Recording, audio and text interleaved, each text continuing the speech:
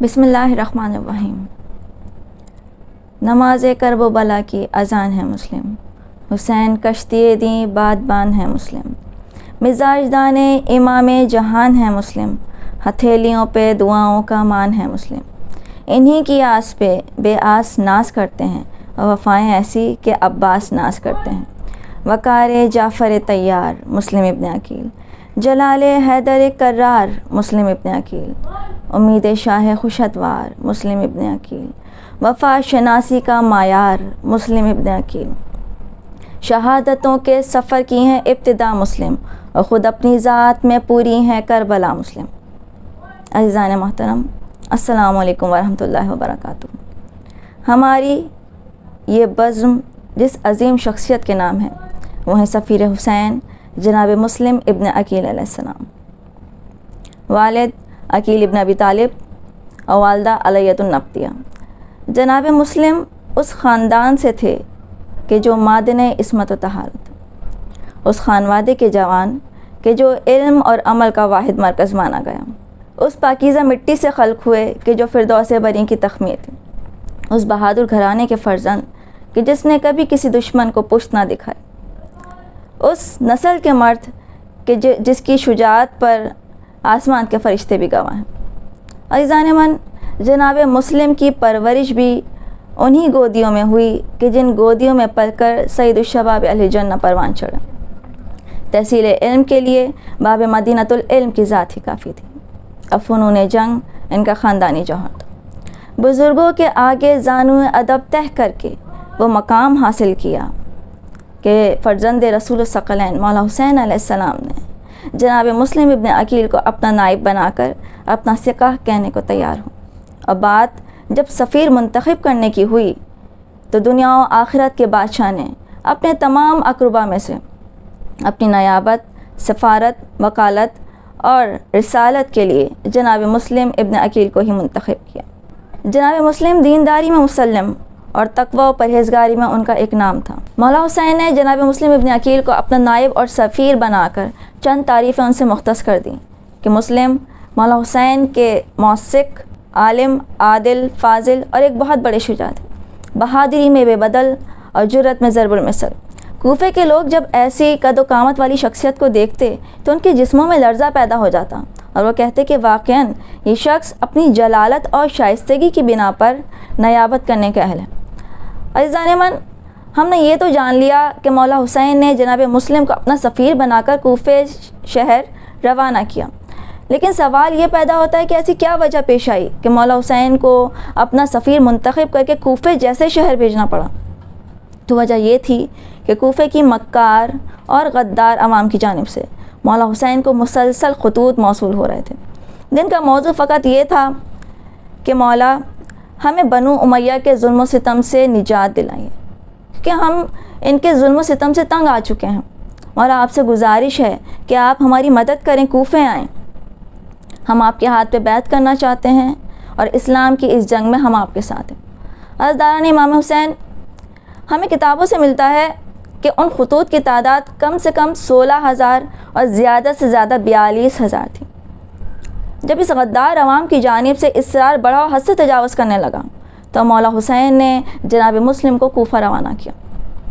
جناب مسلم کوفہ پہنچے تو کوفیوں نے نہایت جوش و خروش سے مسلم کا استقبال کیا اور پے در پہ آپ کی بیعت کرنے کے لیے آنے لگے۔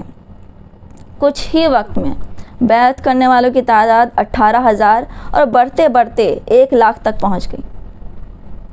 جب یہ کوفے کی تبدیل شدہ حالت یزید کے حامیوں نے دیکھی تو ان میں سے چند افراد نے یزید کو خطوط ارسال کیے، جن میں عبید اللہ ابن مسلم اور عمر سعد پیش تھے۔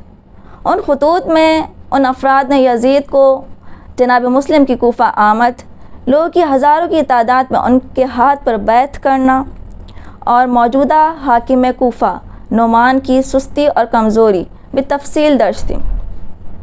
عزیزان امام، جب یہ خط یزید کو موصول ہوئے تو اس نے ہنگامی اقدامات کے تحت جناب مسلم ابن عقیل کے قتل کا فرمان جاری کر دیا اور ابن زیاد کو کوفے کا نیا حاکم مقرر کر کے کوفے کی جانب روانہ کیا۔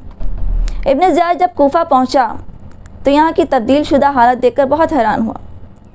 اس کے پاس جناب مسلم کے قتل کا حکم نامہ تو تھا، لیکن جب اس نے یہاں کے حالات دیکھے کہ ہزاروں کی تعداد میں لوگ مسلم کے ساتھ موجود ہیں، تو اس نے ایک منصوبہ بنایا جس کے تحت تمام کوفیوں کو مسلم سے جدا کرنا تھا۔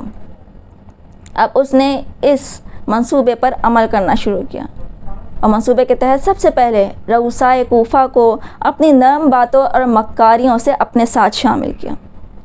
اس کے بعد کوفے کی عوام میں سے مخصوص افراد کو اپنے پاس بلا کر مال و زر کی پیشکش کی، جس کے سبب لالچی اور حب دنیا میں غرق کوفی ابن زیاد کے ساتھ شامل ہو گئے۔ جو لوگ اس کی لالچ میں نہ آئے، انہیں ابن زیاد نے شام سے آنے والی کثیر اور مسلح افواج کے خوف سے ڈرایا دھمکایا، جس کی بنا پر بزدل اور بے وفا کوفی اپنے گھروں میں چھپ کر بیٹھ گئے، اور دیکھتے ہی دیکھتے تمام لشکر جناب مسلم منتشر ہو گیا۔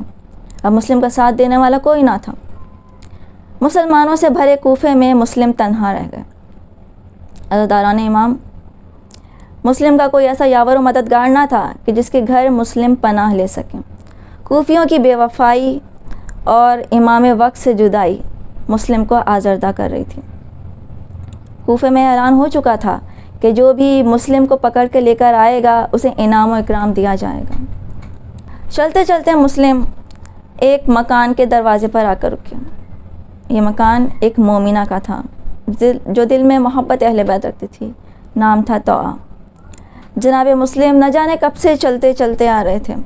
پیاس محسوس ہوئی تو اس مومنہ سے پانی طلب کیا اور کہا کہ اے مومنہ، میری پیاس بجھاؤ تاکہ قیامت کے دن خدا تمہیں قیامت کی پیاس سے بچا لے۔ جب مومنہ نے دعا سنی تو فوراً سے پانی کا جام لا کر مسلم کو پیش کیا اور اس سے پوچھا کہ ان خراب حالات میں اتنی رات کو آپ باہر کیوں پھر رہے ہیں؟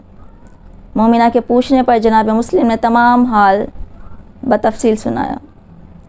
جب مومنہ نے یہ سنا کہ مسلم خاندان رسالت سے تعلق رکھتے ہیں تو مومنہ نے کہا کہ اے میرے مولا، آپ کے لیے میرا گھر حاضر ہے، آج آپ میرے گھر میں پناہ لے سکتے ہیں۔ بس جناب مسلم نے اس مومنہ کے گھر پہ پناہ لی، اور جس طرح سے شب عاشور اصحاب مولا حسین نے تمام رات عبادت الہی میں گزاری، اسی طرح سے مسلم نے بھی اپنی زندگی کی آخری رات گریہ وزاری اور مناجات میں گزاری۔ عزاداران امام، بعد نماز فجر جب جناب مسلم نے فوج کے شور و غل کی آواز سنی تو اپنی تلوار نیام سے نکالی اور خود کو جنگ کے لیے آمادہ کیا۔ جیسے ہی سینہ خانہ میں تشریف لائے، دیکھا کوفیوں کی فوج پہلے سے ہی وہاں موجود ہے۔ جناب مسلم نے ان پر حملہ کیا اور کئی سپاہیوں کو فلنار کیا۔ طوعہ سے ودا لے کر طوعہ کے گھر سے باہر نکلے اور ایسی شجاعت کے جوہر دکھائے کہ دشمنوں کے دستوں کے دستے تہے دیکھ کر دیے۔ جلال کا یہ عالم تھا کہ طاقتور ترین پہلوان کو بھی ایک ہاتھ سے اٹھا کر مکان کی چھت پر پھینک دیا کرتے تھے۔ کچھ ہی دیر میں جناب مسلم نے لاشوں کا ڈھیر لگا دیا، لیکن اکیلے تنہا مسلم کب تک لڑتے؟ ظالموں نے آپ پر چاروں طرف سے حملہ کیا، آپ شدید زخمی ہو گئے، لیکن پھر بھی ہمت نہ ہاری اور ڈٹے رہے۔ بالآخر آپ کو گھیر کر گرفتار کیا گیا۔ زخموں سے چور، زنجیروں میں جکڑے ہوئے مسلم کو جب دارالامارہ میں موجود شکی و ملعون ابن زیاد کے سامنے پیش کیا گیا تو ابن زیاد کے حامیوں نے جناب مسلم سے کہا کہ امیر کو سلام کیوں نہیں کرتا؟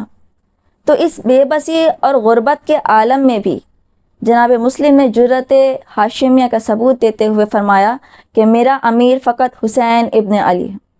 عزاداران امام، جب یہ جملہ سنا تو ابن زیاد مزید غیظ و غضب میں بھر گیا اور حکم دیا کہ فوراً لے جا کر قتل کر دیا جائے۔ جلاد کو بلایا گیا۔ جلاد جناب مسلم کو لے کر دارالامارہ کی چھت پر آیا۔ 9 ذی الحج کو جناب مسلم ابن عقیل کو سر تن سے جدا کر کے قتل کر دیا گیا۔ سر اقدس کو اپنے پاس رکھ کر تن مبارک کو دارالامارہ کی چھت سے نیچے پھینک دیا گیا کہ جسے بعد میں کوفے کے شرارتی بچے گلیوں میں پھراتے رہے۔ عزیزان من، جہاں تمام دنیا عید کی خوشیاں منا رہی تھی، وہاں خاندان رسالت کے اس شہزادے کو جس کا لاشا بے سر تھا، کوفے کی گلیوں میں پھرایا جاتا رہا۔ جناب مسلم کا روضہ آج بھی مسجد کوفہ میں موجود ہے، مرجع خلائق ہے۔ زائروں کا ایک ہجوم ہے جو جناب مسلم کے روضے پر آتا ہے، اور بہت سے معجزات اور کرامات یہاں پر ظاہر ہوتے رہتے ہیں۔ بعض اوقات وہ پیچیدہ مقدمات کہ جو حکومت فیصلے کرنے سے عاجز ہو جاتی ہے، جناب مسلم کے تمسک سے طے ہو جاتے ہیں۔ عراقی ثقافت میں ہے کہ عربوں نے اپنی مشکلات حل کرنے کے لیے تقسیم عمل کی ہے کہ بغداد کے لوگ روضہ جناب سید محمد پر، کربلا کے لوگ روضہ ابوالفضل عباس پر، اور کوفے کے لوگ جناب مسلم بن عقیل کے روضے پر دادرسی کے لیے آتے ہیں۔ عزاداران امام، آخر میں دعا یہ ہے کہ جس طرح سے مسلم نے امام وقت کی خاطر اپنی جان قربان کی، مولا ہمیں بھی اس قابل بنائیں کہ ہم اپنے امام کے لشکر میں شامل ہو سکیں۔ جلد جلد وقت امام کے ظہور میں تعجیل ہو تاکہ خون ناحق کا بدلہ لے سکیں۔ ربنا تقبل منا انک انت السمیع العلیم۔